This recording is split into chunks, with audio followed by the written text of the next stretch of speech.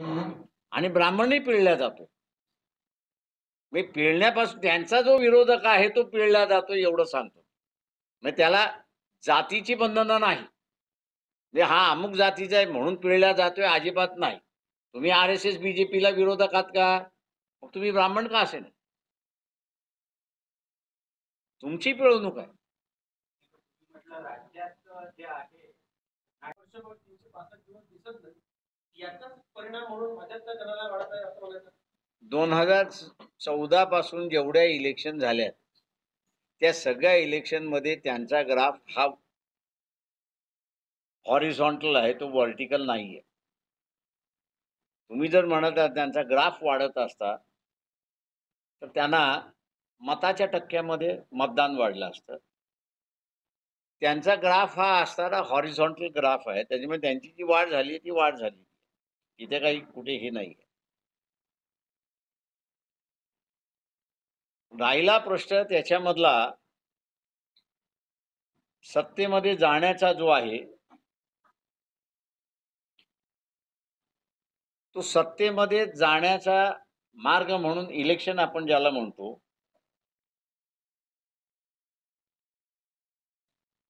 तो मायानं किती तुम्ही काम करताय आणि किती काम करताय याच्यापेक्षा क्वालिटेटिव्हली किती होते हा त्याच्यातला महत्वाचा भाग आहे. दुसरा महत्वाचा भाग तुम्ही असणारा विरोधी पक्षाला दमन करताय का हा त्याच्यातला मार्ग आहे. समजा उद्या आम्ही असणारा महाराष्ट्रामध्ये सत्तेमध्ये आलो आणि आज समजा असणारा 100 BJPचे प्रमुख कार्यकर्ते आहेत, उद्या आम्ही त्यांना उचललं आणि जेलमध्ये टाकून दिलं तर सक्रिय कार्य होणार आहे का? तर नाही. तुम्ही मोकळं वातावरण ठेवलेलं नाही.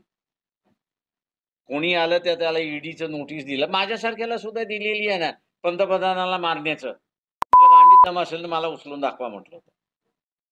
काय होतंय ते बघा. मग माझ्यासारखी जी ताकद आहे, मी बाबासाहेबांचा नातू असल्यामुळे या भाषेमध्ये बोलू शकतो, पण सामान्य माणूस या भाषेमध्ये बोलू शकत नाही.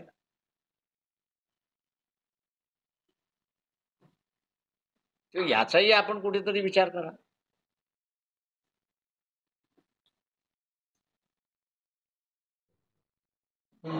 आणि ब्राह्मणही पिळला जातो.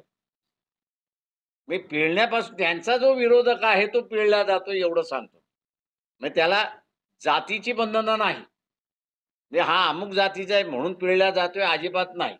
तुम्ही RSS BJPला विरोधक आहात का? मग तुम्ही ब्राह्मण का असे नाही? तुमची पिळवणूक आहे. राज्यात जे आहे अजित पवार सारख्यांचे जे TV आणि चॅनलशी बोलण्यापेक्षा त्यांनीच असणारा प्रत्येक जिल्ह्यामध्ये त्यांच्या NCPच्या कार्यकर्त्यांना पुढे करून तिथल्या बार मधल्या असणाऱ्या वकिलांना घेऊन त्यांनी खुलेआम चर्चा करावी ना की महाराष्ट्रावरती काय अन्याय झाला तो. ते का करत नाहीत? काय को चिल्ला है? हम तो चिल्ला रहे हैं. शुरुआत तो कहीं से होना चाहिए. नहीं, शुरुआत तो हम लोग ने की. उन्होंने म्हटलं मी त्यांचं शोषणाचं नाही म्हटलेलं. त्यांच्या प्राबल्याच्या ह्याच्यामध्ये ते गरीब मराठ्याला येऊ देत नाही एवढं मीच मानतोय फक्त. आता त्याच्यामध्ये जायचं असेल तर गरीब मराठ्यांनी या श्रीमंत मराठीच्या बाहेर पडलं पाहिजे. हा त्या समूहाचा निर्णय आहे.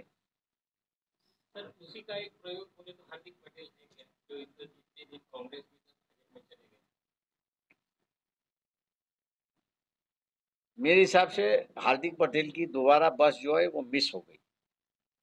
जहां तक मैं जानता हूं कि गुजरात में एक थर्ड फोर्स निर्माण हो रहा है, बड़ी ताकत से हो रहा है, और उसमें जो कांग्रेस से दुखी है और BJP से दुखी है, ऐसे दोनों मिलके इकट्ठा आ रहे हैं. हो सकता है कि उनकी राजनीति की अभी ख्वाहिश नहीं है, देश की चिंता की बात है. सबर करता हार्दिक तो शायद मेरे ख्याल से वो इनका नेता बन. क्या आपने उनको लगेच पता होता है कसं बघत लाल लाल मध्ये ती ऐतिहासिक वस्तू आहे त्या ठिकाणी आता लावणी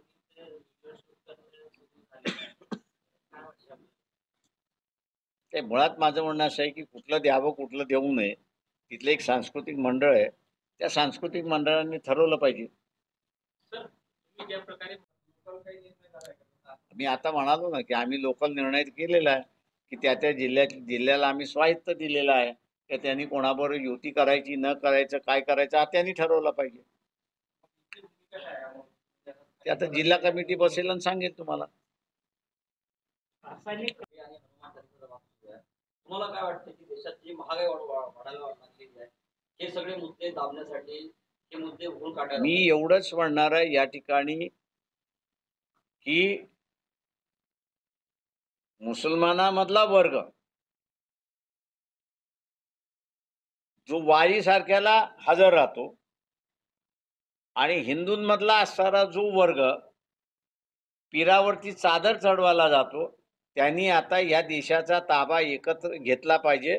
कारण का हे दोघंही मानवतेचे पुजारी आहेत आणि या सर्वांनी ताबा घेतला तरच हा या देशाचं दंगलीपासून थांबू शकतात. आता कोण राज्य करायला येणार नाही.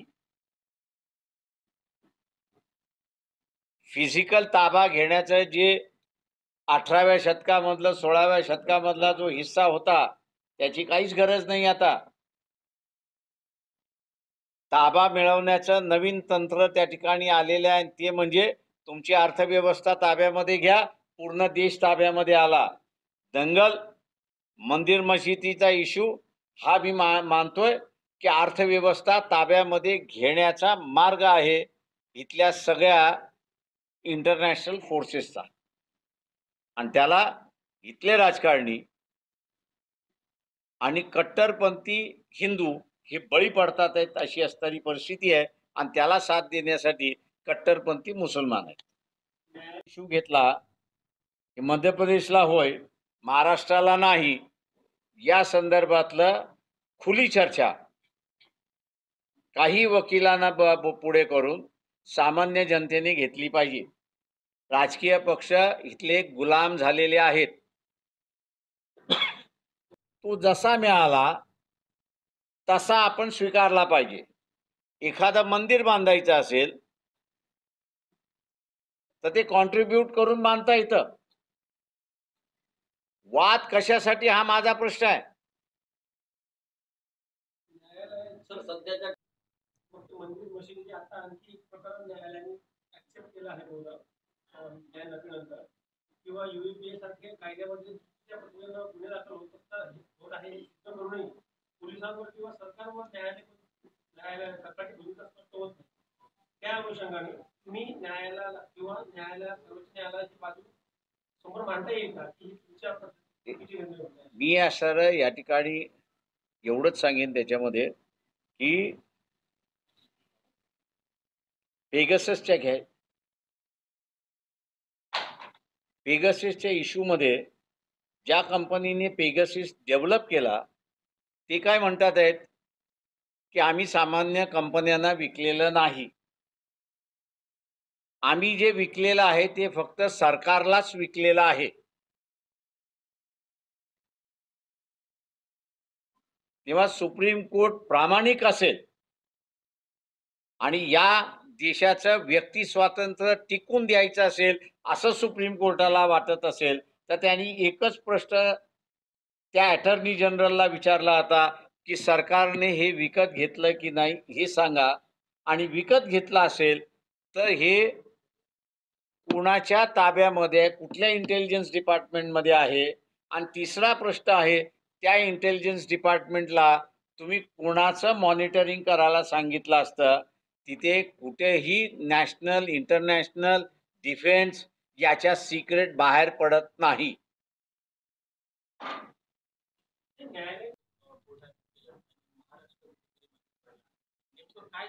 मी अजून 1-2 दिवसानंतर अधिकृतरित्याने मध्य प्रदेश आणि महाराष्ट्र हे जे ओबीसीचं टांगती तलवार आहे त्याच्यावरती बोलणार आहे.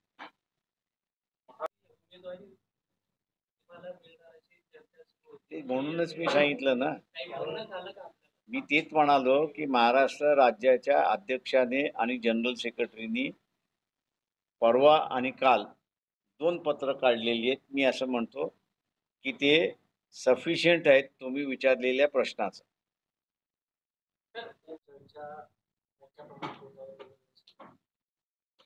मला वाटतं महाराष्ट्र कमिटीने 2 पत्र काढलेली आहेत. ती मी असं मानतो की सफिशियंट आहेत त्याला उत्तर म्हणून. त्याच्यामुळे मी भाष्य केलं पाहिजे अशी काही परिस्थिती नाही.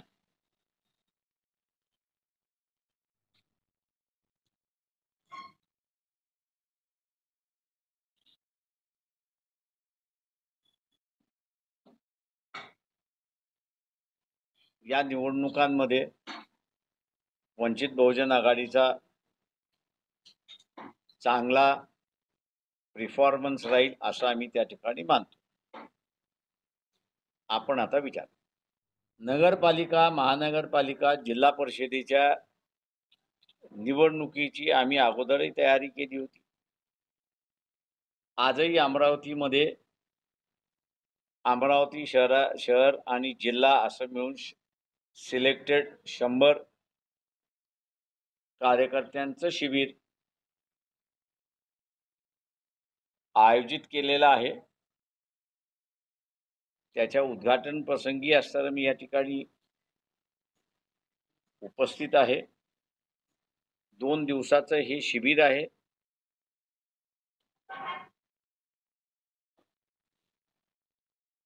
मागच्या 3 दिवसापूर्वी औरंगाबादला वंचित बहुजन आघाडी महाराष्ट्र राज्य रेखाताई ठाकूर यांच्या अध्यक्षतेखाली जी बैठक झाली त्या बैठकीतला महत्त्वाचा निर्णय की प्रत्येक जिल्ह्याला स्वायत्तता देण्यात आलेली आहे की त्यांनी त्या जिल्ह्यातल्या नगरपालिका, महानगरपालिका आणि जिल्हा परिषद कोणाबरोबर युती करायची आणि कोणाबरोबर युती करायची नाही याची स्वायत्तता देण्यात आलेली आहे.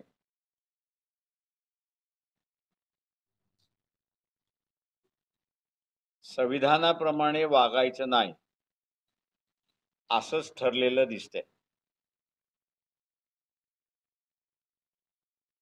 संविधानात्मक जी तरतूद आहे त्यामध्ये राज्य, मग ते लोकल सेल्फ गव्हर्नमेंटचं असेल